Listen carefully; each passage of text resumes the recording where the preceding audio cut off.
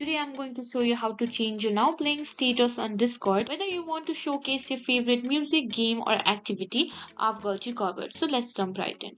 First, let's quickly talk about what the now playing status is. It lets your friends see what you're currently listening to or playing, making it a fun way to share your interest. Now let's see how to change it.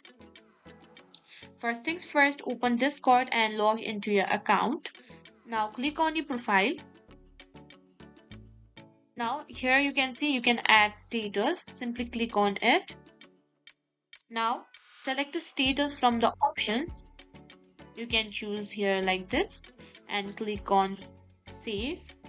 You can choose from preset status like online, idle, do not disturb or invisible to show what you're listening to.